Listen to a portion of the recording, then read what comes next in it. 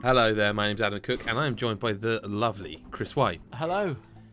Hello, mate. I'm resisting telling or giving about 3 billion different types of puns because the game we are here to talk about that you have reviewed and you can read the scored review on GodIsAGeek.com of is Knack 2. Now, Chris, where the hell do you start with Knack 2? I'm going to start by saying that as someone who quite enjoyed the first one, despite its flaws, I think people may have to eat a little bit of humble pie with Knack 2. What do you say, Mr. Reviewer Man? Oh, I think you're completely right. I think it is bloody brilliant. I loved it. I absolutely loved it. You know, it's not the best game ever, or you know, but it's such a great game to play. It's just a good, fun video game with lots of different kind of moving parts that make it a hell of a lot of fun.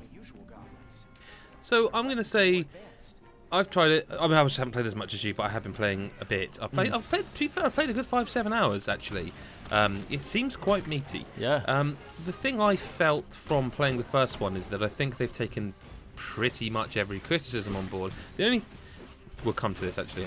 I was going to say I feel like the first one was brutally difficult at times.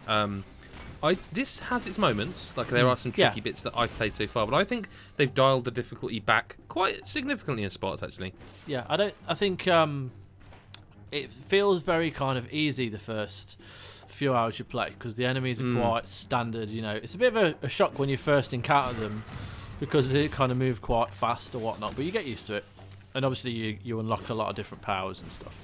But there is a point where enemies kind of move out your way, they dash and you'll miss them, and then they'll attack you from the sides, or there's certain enemies that kind of speed towards you, dash at you, and a lot of different kind of enemies with a lot of different kind of powers. There's bulkier enemies that have got a lot of armor on, there's a faster dashy enemies, there's a little kind of annoying like robots that run across the floor, the little goblins and stuff. And yeah, there are enemies that really do kind of challenge you, and obviously when there's certain bits where there's kind of like 5 or 10 enemies on screen, it does get annoying. However, I feel you are really well equipped to kind of deal with any kind of threat in this game, and you do kind of find a rhythm within the combat system where I mean, I was a big fan of holding in square and using the kind of the multiple punch. That always kind of just battered shit out of people for me.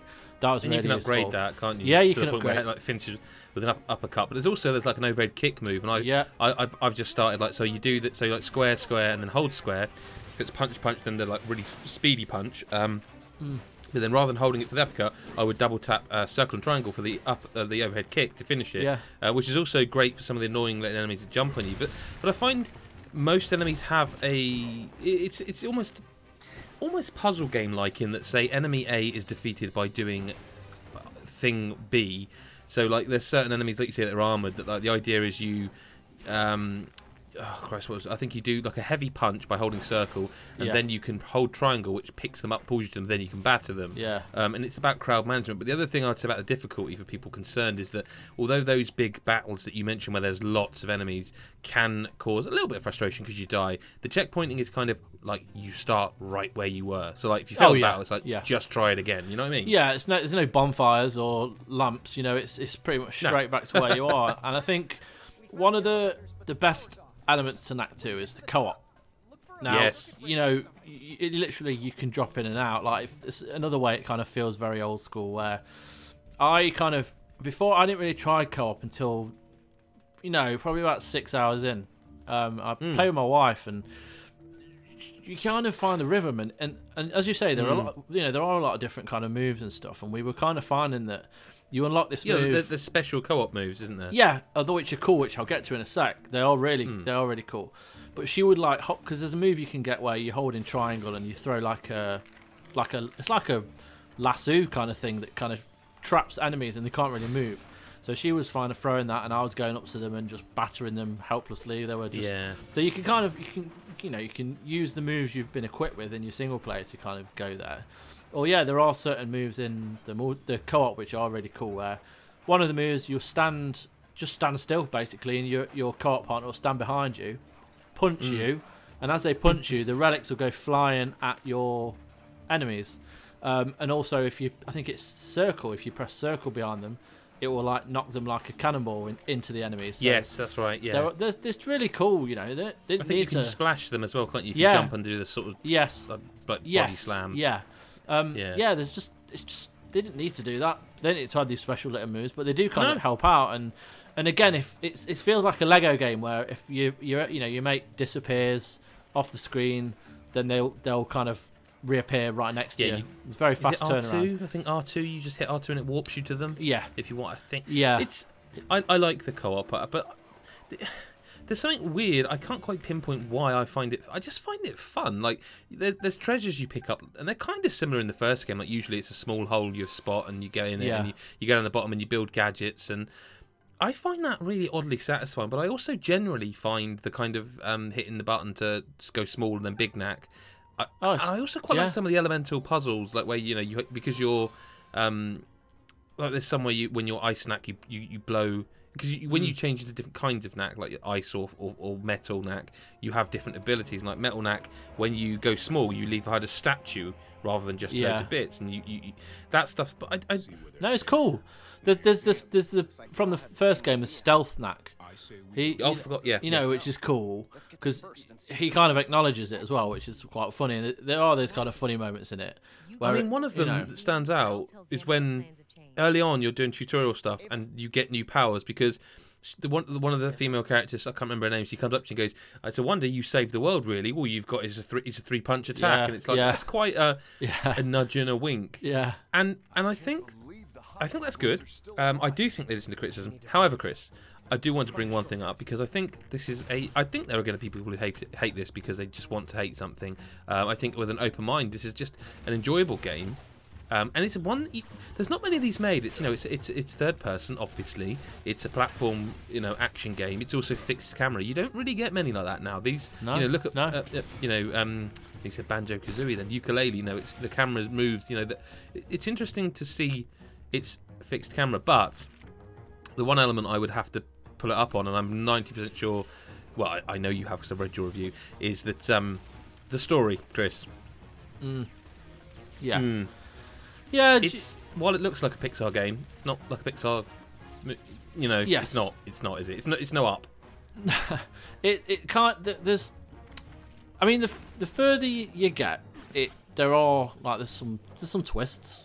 Obviously, because it's not awful, kind of by the way, I should say. No, it's awful. It's just, it isn't. It's not great. However, there are things that make it bad, and there's a character in it, Lucas, who I can't stand. I just find him really annoying.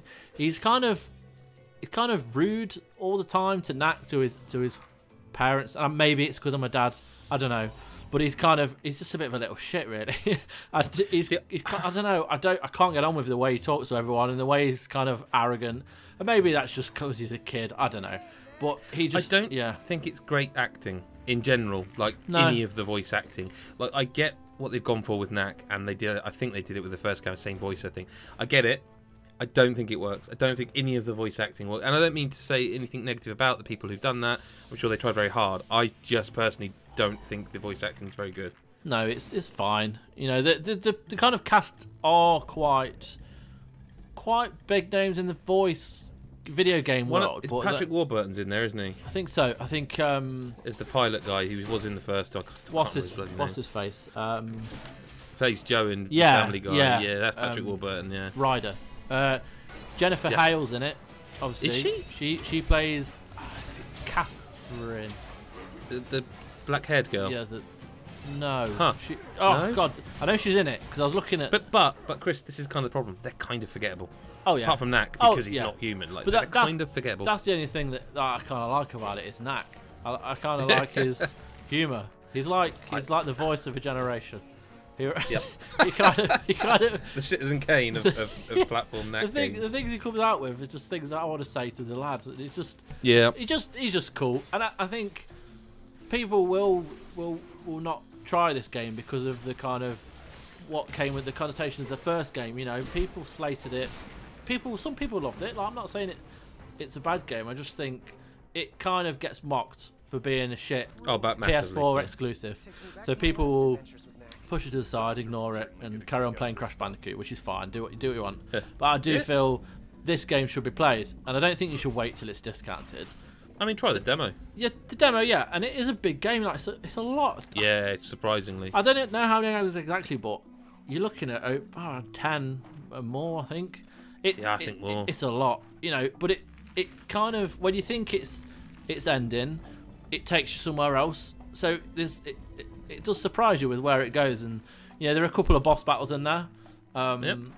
Which some may find a bit too easy, but again, difficulties can be changed. So, do what you want. The first battle's quite hard. Yes, yeah, it is. And then there's another kind of boss which is layered. It kind of follows the typical rule of 3, which is really cool. And yeah, I just really like it, Adam. I think it's a really just good fun game, and it's nice to be a PlayStation exclusive, and that we've got this one, for the Sony generation. Right, well, I mean, on that note, go to godisgeek.com. Can't even say the name of the site. Go to godisgeek.com, read Chris's review, shout at him on Twitter if you want. He don't care, and I'll find it funny. So that's cool. Thank you very much for watching, listening, and we hope you enjoyed it. If you did, hit that subscribe button. If you didn't, well, you can't please them all, Chris, can you? You can't. Let's all go and sing Return of the Knack. Sorry, I've done it. That's it. Goodbye. Goodbye, everyone.